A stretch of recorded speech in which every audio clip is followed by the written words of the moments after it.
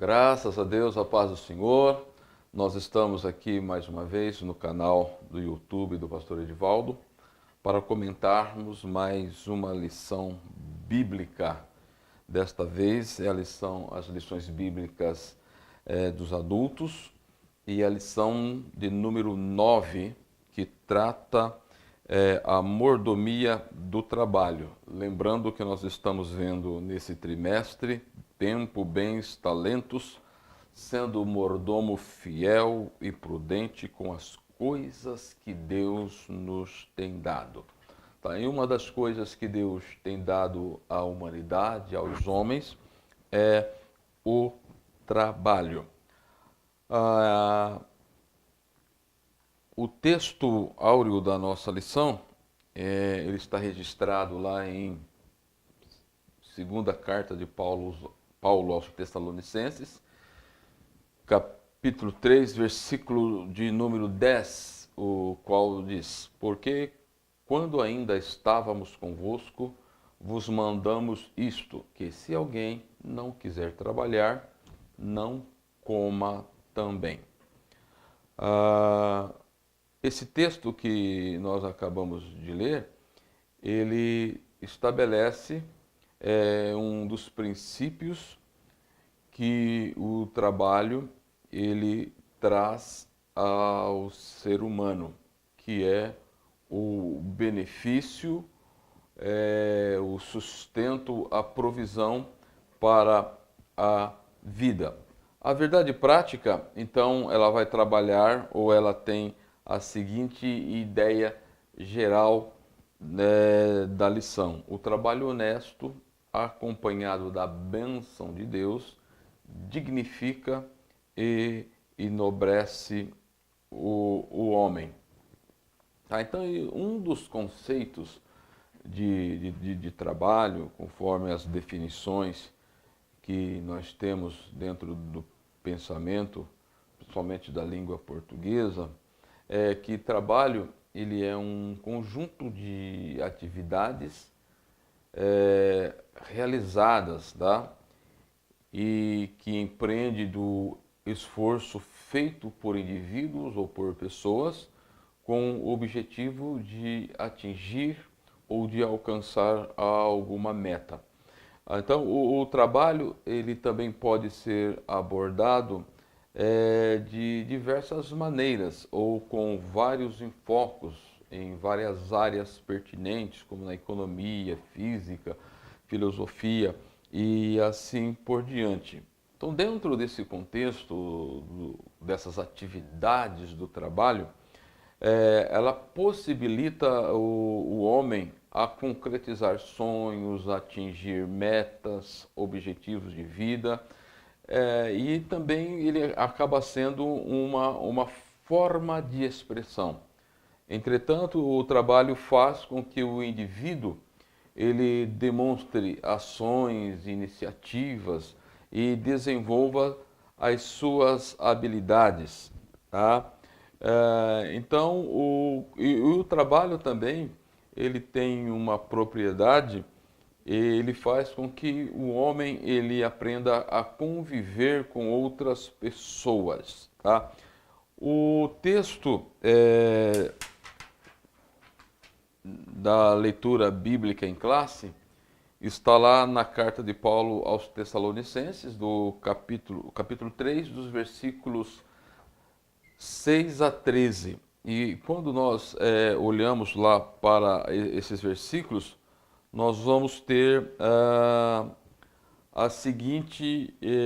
os seguintes destaques no texto, né?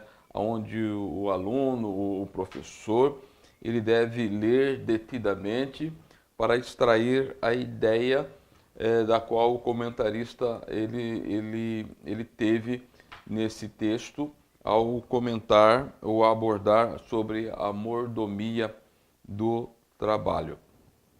Então, se nós olharmos para os versículos 6 e 7, ele vai dizer que o trabalho ele deve ser bem ordenado na vida das pessoas. O trabalho também ele pode ser fatigante e ele tem um certo ritmo. O apóstolo Paulo, ele vai dizer aqui no versículo 8 que ele havia trabalhado dia e noite. Então ele fala aqui da intensidade que muitas vezes podem ser as tarefas relacionadas ao nosso trabalho.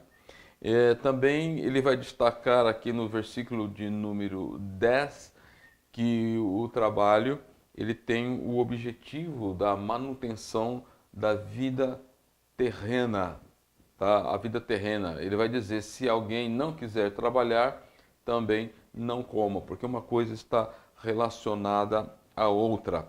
Também ele vai destacar no versículo de número 11 da leitura em classe, que há algumas pessoas que estão em descompasso ou pessoas desordenadas quanto à mordomia, tanto do tempo, dos bens e dos talentos, ele relacionando aqui ao trabalho, ele não trabalhando, o desordenado, ele não trabalha e ele se ocupa em coisas vãs ou coisas que não são prioritárias, coisas que não são pertinentes para a manutenção da vida. E ele vai dizer nos versículos 12 e 13 que um dos resultados do trabalho aí no seu caráter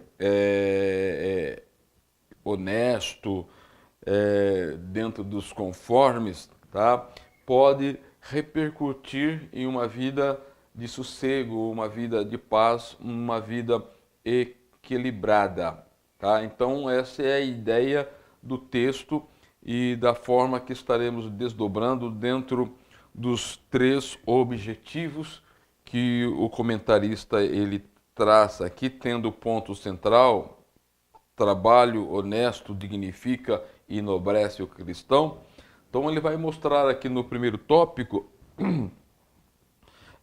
o trabalho de Deus na Bíblia, tá? Então Deus é um exemplo para quem quer ser um trabalhador e um trabalhador honesto. Vamos tentar relacionar também com a Bíblia a mordomia do trabalho. O que a Bíblia fala? O que a Bíblia ensina? Quais os princípios que a palavra de Deus ela vai elencar? Isso já no ponto 3 da lição, tá? Então, partindo desse princípio, o primeiro tópico, ele é importante para que nós tenhamos uma ideia geral daquilo que estaremos abordando. Tá? Então, o tópico primeiro, o comentarista, ele divide em 3 subtópicos, onde ele vai estar tratando o trabalho de Deus na criação do universo, o trabalho de Deus na criação do homem. Deus continua a trabalhar. Deus continua a trabalhar. Então, quando o comentarista ele faz essas apresentações, então o trabalho de Deus na criação, nós podemos destacar logo no primeiro capítulo do livro de Gênesis, capítulo 1, e o versículo 1, nós vamos ter a seguinte informação lá, que no princípio criou Deus os céus e a terra. O que indica aí é que houve um labor divino para colocar em prática esse projeto da criação dos céus e da terra. O versículo de número 2 vai dizer que a terra ela era sem forma e vazia, e logo de imediato no versículo 3 nós vamos perceber as ações de Deus, tá? Para preencher, para dar forma e preencher o vazio, tá? Dar forma e preencher o vazio. E quando nós olhamos Deus também na criação do homem, Gênesis capítulo 1 e versículo 26, onde Deus ele diz: façamos o homem conforme a nossa imagem e conforme a nossa semelhança. A ideia que se tem aqui era de fazer, de dar forma, e isso implica um certo trabalho, um certo labor, tem que se projetar, tem que ter a ideia do fim que se quer chegar, e tudo isso demanda trabalho, tanto na questão psíquica e emocional, porque se nós analisarmos a pessoa de Deus, ele é um ser espiritual que pensa, que tem sentimento e que tem vontades. E quando nós olhamos os atos de Deus na criação, existem três termos que se destacam muito e que demonstra aí todo o labor, todo o trabalho de Deus. No Antigo Testamento, que foi escrito na língua hebraica, tá? Existem três palavras que vai indicar ou que vai apontar para isto, que é a palavra criar, fazer e formar, tá?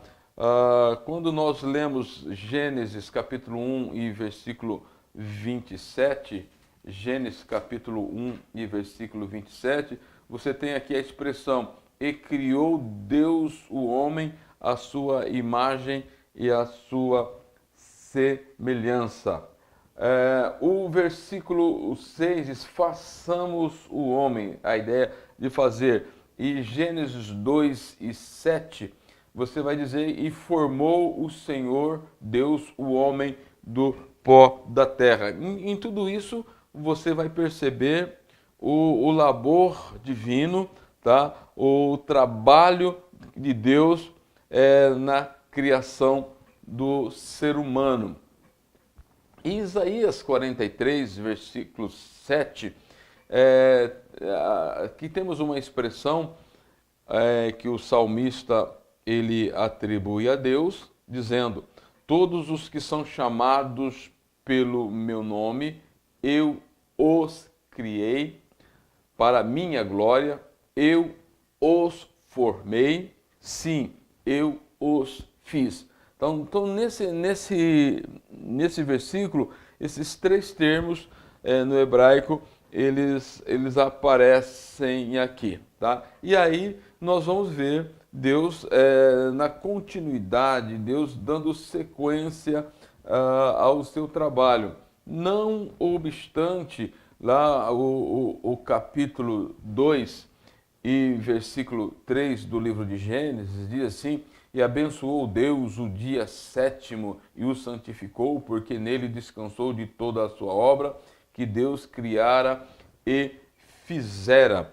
Tá? Aqui a ideia aqui também não é que a cada 7 dias Deus ele descansa nos céus, né? Essa sequência de 7 dias. A ideia aqui é que Deus, nesse período, tá, em que ele propôs a criação dos céus e da terra, tá, e foram os 6 dias da criação, e no 7º dia ele deu por concluída toda a obra da criação.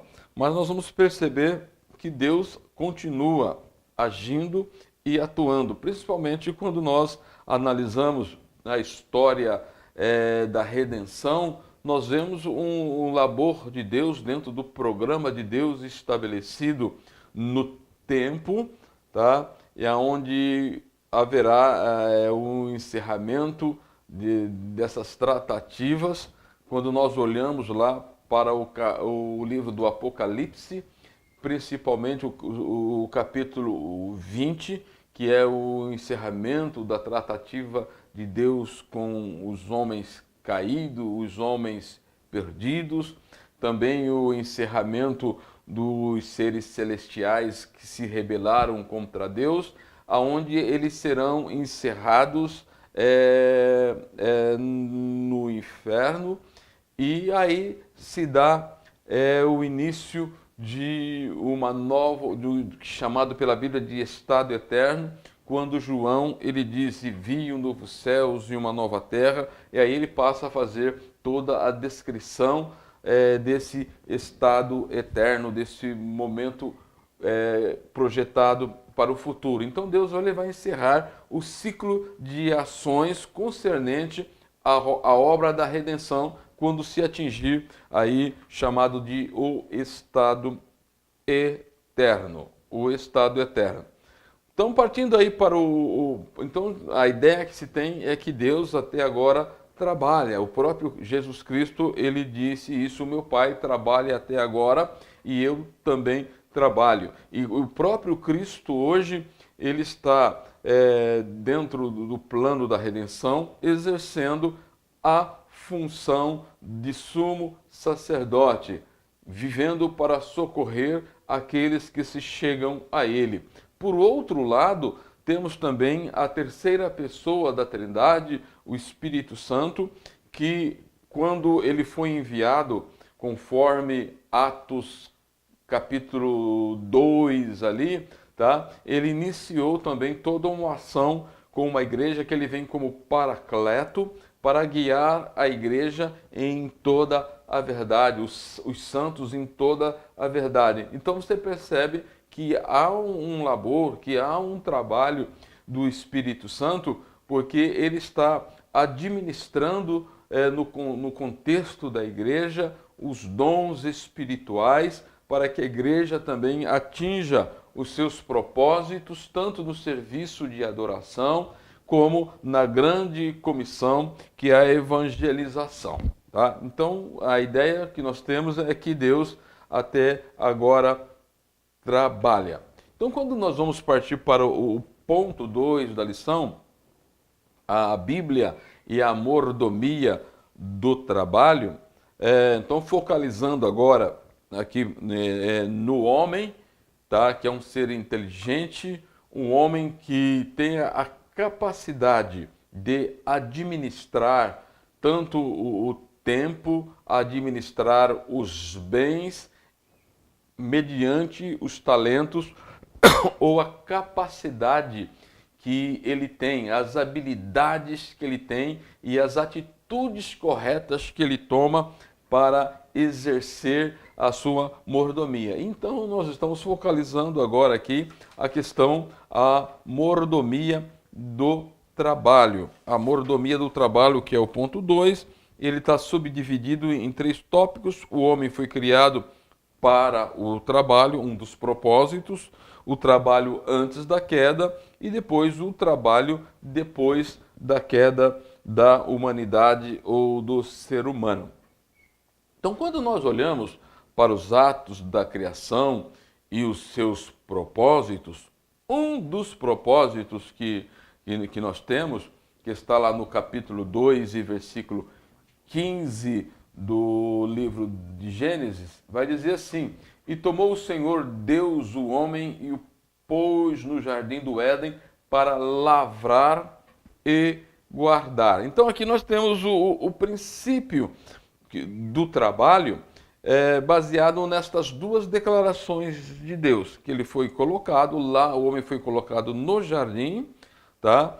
Com o propósito de lavrar e guardar o jardim. Quando nós pegamos esta expressão em outras traduções, isto aclara um pouco o entendimento.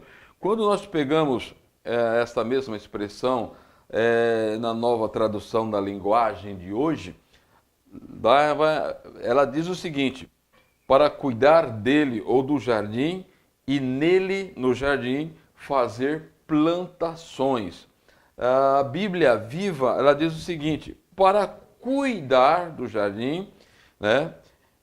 O jardim aqui é grifo nosso, e cultivar a terra. Então, cuidar e cultivar.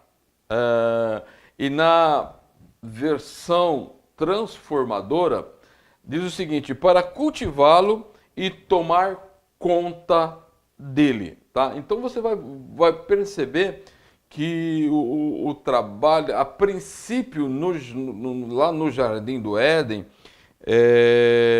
antes da queda, ele tinha esse propósito aqui, era de cuidar, porque se nós olharmos, o princípio estabelecido aqui foi por Deus. Está implícito que a mordomia, ou o cargo, ou a função do mordomo e o exercício dessa mordomia aqui, ela tinha vistas a administração do jardim. Porque em Gênesis capítulo 2 e versículo 8, a Bíblia diz assim: e plantou o Senhor Deus um jardim no Éden, na banda do Oriente, pôs ali o homem que tinha formado. Pôs o homem ali que tinha formado, e dentre os objetivos da mordomia que ele tinha, dos encargos, das funções que o homem tinha, estava entre esses que era cuidar do jardim e também cultivá-lo. Ou seja, a ideia central é que o jardim era de Deus e o homem fora posto nele como administrador com o propósito de cuidar e de cultivar, tá?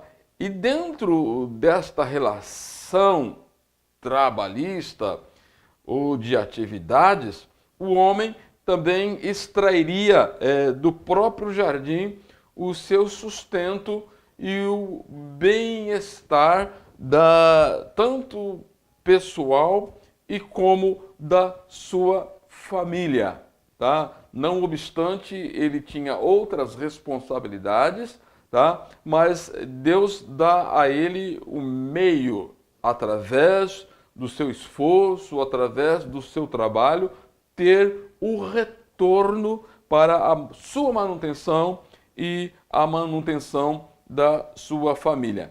Então, quando nós olhamos para o capítulo 1 e o capítulo, principalmente o capítulo 2 do livro do Gênesis, tá? O trabalho antes da queda, antes que o pecado acometesse o homem por um ato de desobediência, estava implícito ali o trabalho, segundo a capacidade do homem, era uma tarefa agradável, sem desgastes físico e mental, haja visto que não estava previsto ali a corrupção ou a deteriorização do ser humano, caracterizado pela morte. Tá? Então, o que dá a entender aqui que o trabalho não era uma tarefa, não era um fardo pesado, mas era algo prazeroso para eles dentro daquele ambiente que era o Jardim do Éden, que Deus havia criado para o primeiro casal e, consequentemente, para a sua descendência. Mas quando ocorreu o pecado, a queda do homem, nós vamos perceber que houve um impacto negativo tanto na estrutura geral do homem, considerando aqueles 3 elementos da composição humana que nós estudamos nas aulas passadas, corpo, alma e espírito, espírito, alma e corpo, houve impacto, tá? Porque o homem ele passou a ter algumas sensações, alguns sentimentos que ele não tinha antes da queda. E também o meio ambiente ele foi impactado por causa do pecado. Então, aquele ambiente de harmonia agradável que era o Jardim do Éden e o homem nos seus afazeres, ele foi interrompido. Foi interrompido. Quando nós olhamos para Gênesis capítulo 3, versículo 17, versículo 18 e 19, nós conseguimos criar a ideia correta do que passou a acontecer depois do fenômeno do pecado, do ato do pecado. Então, vamos lá. Gênesis 3,17 vai dizer o seguinte: E Adão disse, porquanto deste ouvido... E a Adão, Deus falando, não. E a Adão disse, porquanto deste ouvido a voz da mulher, e comeste da árvore que te ordenei, dizendo, não comerás dela. Maldita é a terra por causa de ti, e com dor comerás dela todos os dias da sua vida. Então você percebe que houve um impacto tanto na humanidade, representada ali pelo primeiro casal, e no meio ambiente. Então a terra, ela é maldita, ela sofre a quebra daquela questão de harmonia, de equilíbrio. Ela poderia agora produzir um desequilíbrio por causa do homem. E ele diz ainda que o homem ele seria, ou ele extrairia, ou ele comeria com dor todos os dias da sua vida. Ou seja, que o trabalho seria algo estafante em certos aspectos para ele, porque ele estaria trabalhando agora com um ambiente que estaria em desequilíbrio. E ele precisaria tomar um cuidado para gerir bem isto, para que o meio ambiente não entrasse em um colapso, Versículo 18 do capítulo 3, assim, espinhos e cardos também te produzirá e comerás erva do campo. Então dá a entender aqui, agora com a ação do homem e a bênção de Deus retirada de sobre a terra e de sobre o homem, a terra agora ela produziria espinhos e cardos. Tá? Para quem já trabalhou ou viveu no campo e já trabalhou com a terra, é interessante, porque quando o ambiente ele está com a sua vegetação normal, ele tem um equilíbrio de controle até mesmo de pragas. E quando o ser humano, para poder plantar, ele desmata e tal, e ele vai fazer as suas plantações, é interessante que surge aquelas ervas daninhas, aquelas ervas que são prejudiciais à produção, tá? E aí ele tem que utilizar de herbicidas ou agrotóxicos, que diz que o termo correto é agrotóxicos, tá? Para controlar, e aí cria um desequilíbrio tremendo, e o agrotóxico ele pode influenciar na saúde, e então é uma questão totalmente complicada. E a Bíblia, lá no Gênesis, Deus já previu, deu esta previsão que a terra ela produziria espinhos e cardos, e o homem ele comeria com dor todos os anos da sua vida. E no versículo 19 do capítulo 3, ele vai dizer o seguinte: no suor do teu rosto comerás o teu pão, até que tornes a terra, porque dela foste tomado, porque és pó, e ao pó tornarás. Então a ideia que se tem aqui, aqui usa aqui uma figura de linguagem, né? Não é que o homem vai comer o suor, quer dizer, o resultado do esforço, da aplicação de energia, de estratégias, tá?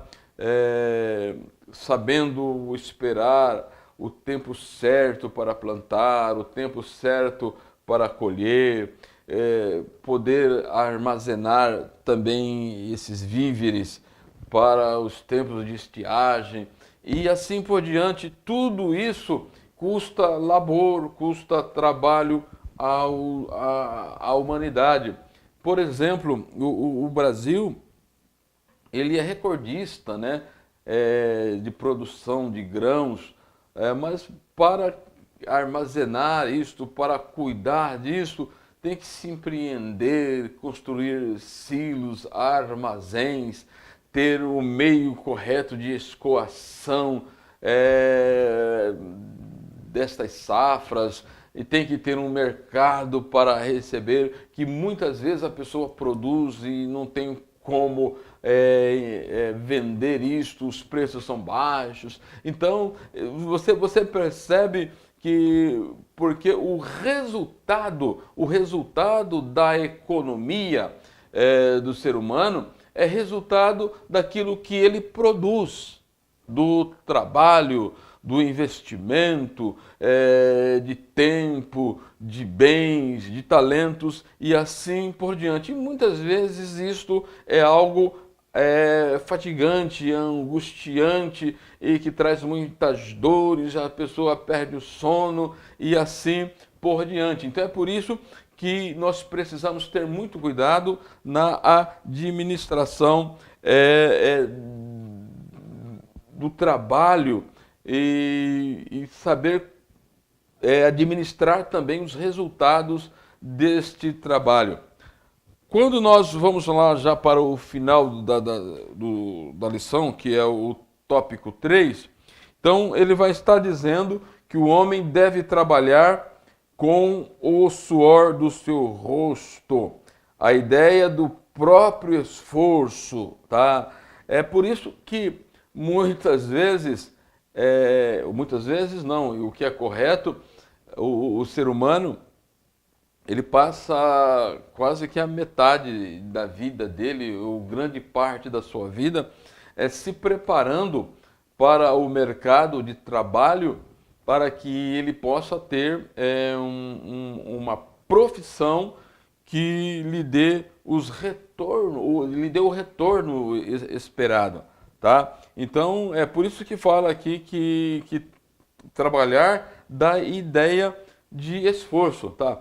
Daí depois que ele se prepara, passa aí anos e anos afins nos bancos acadêmicos, nos cursos técnicos, se preparando, aí depois ele tem que se firmar ainda no mercado de trabalho e que tem que ter essa equação do seu esforço trabalhista com o retorno financeiro e que muitas vezes o retorno financeiro, que é os frutos do seu trabalho, não está de acordo com as suas expectativas e é um problema social muito grande nos dias em que nós estamos vivendo. Os dias que nós estamos vivendo. Mas ele diz aqui que o comer do suor aqui, tá? Do suor do rosto, fala dos esforços que ele aplica, tendo aqui ideia de disciplina, metodologia de vida. Você tem que administrar bem o seu tempo com família, com lazer, o seu tempo com Deus, tá? E o trabalho. Tem que equacionar bem isto para que você tenha uma vida prazerosa. O cristão, em tese, ele tem que ter uma vida prazerosa diante de Deus. O trabalho, de acordo com o princípio aqui, ele deve ser diurno. Mas nós vivemos hoje numa sociedade, diante das demandas, das necessidades, que não se para a produção, né? Não se para. Eu me lembro quando eu era menino, jovem, eu sempre acordava com meus pais, que eles colocavam o radinho na Jovem Pan, aonde tinha uma vinheta lá, São Paulo que não para, São Paulo que não dorme, né? que amanhece trabalhando. Então, você demonstra como é a sociedade hoje. Se nós não tivermos o cuidado da mordomia do trabalho, tem pessoas que só vivem para trabalhar, não vivem para a família, não vivem para a esposa, não vivem para os filhos, não tem momento de lazer, não tem momento para Deus, ele vive só trabalhando, trabalhando e de forma angustiosa, E quando ele chega lá no final da vida, e depois que ele pensa que juntou bem, vai se aposentar, mas a sua saúde está toda acabada, arrebentada, e tudo que ele fez agora só para a manutenção da saúde. Então nós precisamos ter cuidado também dentro desse aspecto. É por isso que a ideia aqui é do trabalho diurno. Você tem que ter um turno de trabalho e administrar bem esse tempo com as demais relevâncias ou pertinências da mordomia da vida humana. Daí ele vai dizer também que não ser pesado a ninguém, tá? O trabalho, eu tenho que buscar o equilíbrio no trabalho, onde as minhas necessidades elas possam ser satisfeitas, elas possam, tá? Por exemplo, na família, quando uma família é grande, tem que ter o equilíbrio, tá? Entre os filhos, quando já atinge uma maioridade, o retorno desses recursos para o contexto do lar e assim por diante. A relação de empregos e empregadores, tá? Ela deve ser de acordo com os padrões estabelecidos na palavra de Deus. Os patrões cristãos, eles devem ser bem orientados de acordo com os princípios da palavra de Deus, os princípios da palavra de Deus. É interessante quando nós pegamos a própria vida de Abraão, quando o Eliezer ele foi lá para buscar a esposa de Isaac, se os irmãos, se vocês lerem com cuidado ali as palavras de Eliezer, quando ele chega lá em Padã Aram, lá na casa de Labão, vocês vão perceber como ele fala com propriedade do seu senhor. E a ideia que se tem ali é que a relação entre Abraão e os seus servos, os seus trabalhadores, era de um bom senhor, de um bom empregador. Por outro lado, também os empregados, eles devem ter uma orientação segura, que eles devem fazer bem o seu trabalho, tá? Não simplesmente ter aquela ideia, eu só estou aqui por causa, em virtude do retorno financeiro. Sim, o retorno financeiro, mas nós precisamos saber que o trabalho, ele dignifica. É por isso que Paulo, quando ele orienta os irmãos aos Efésios, diz: aqueles que trabalham, façam como se estivesse trabalhando ou fazendo para o Senhor, porque é Deus que concedeu, que estabeleceu os meios para que você também pudesse trabalhar, tá? Então a gente precisa ter muito cuidado que quando ele estabelece essas questões, que o ser humano ele tem o ser humano caído, ele tem aquela questão quanto ao medo, quanto às incertezas do futuro, mas aquele que tem a bênção de Deus, aquele que não quebra o pacto, a aliança com Deus, ele tem a bênção de Deus, porque a maldição, com seus resultados maléficos, está exatamente na questão que quando a pessoa ela tem uma aliança com Deus, tem um acordo com Deus, e ele quebra esta aliança, o que acontece? Então, ele é passivo daquelas questões que estão descritas na aliança como uma sanção, tá? Sobre a pessoa. Só para a gente, ao encerrarmos aqui, lá no livro de Deuteronômio, se vocês tiverem um cuidado para analisar, os capítulos 27 e 28, eles vão tratar muito bem disto. Só vou pegar aqui alguns versículos para vocês terem a ideia quanto esta questão que quando o trabalho é fatigante e a pessoa tem o trabalho, porque existem pessoas que têm o trabalho como maldição, e não é isso. Deus nos abençoou para tal. Então lá em Deuteronômio capítulo 28, nós temos uma citação que diz assim: ninguém que ouvindo as palavras desta maldição, quando diz assim, maldito será no campo, maldito será a tua casa, a tua amassadeira e tal, tá? Quando a pessoa viesse a quebrar ou não administrar bem ou da forma correta aquilo que Deus estabeleceu. Então diz assim: ninguém que ouvindo as palavras desta maldição se abençoe no seu íntimo, dizendo, terei paz, ainda que ande na perversidade do meu coração. Tá? Então, a ideia que se tem aqui é que nós devemos administrar bem tudo aquilo que Deus colocou em nossas mãos. Então é por isso que a Bíblia diz, aquele que furtava, não furte mais, mas trabalhe, fazendo com as mãos o que é bom, para que tenha o que repartir com os que tiverem necessidade. O Salmo 128 é um salmo que fala muito dessa questão do trabalho no contexto da família, dizendo que bem-aventurado é aquele que teme ao Senhor, que anda nos seus caminhos, pois comerás do trabalho das suas mãos, feliz será e te irá bem. Então, meus amados irmãos, meus prezados professores e professoras, nós devemos ter esse cuidado ao ensinarmos sobre a questão da mordomia do trabalho, aplicar os princípios e também como o homem deve se portar e os cuidados que Deus tem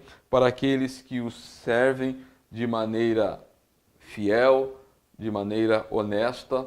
Deus sempre estará pronto a abençoar e franquear os meios para que esta pessoa tenha uma vida saudável, uma vida harmoniosa e uma vida feliz dos resultados do seu trabalho profissional. Que Deus em Cristo nos ajude, que Deus em Cristo nos abençoe. Amém.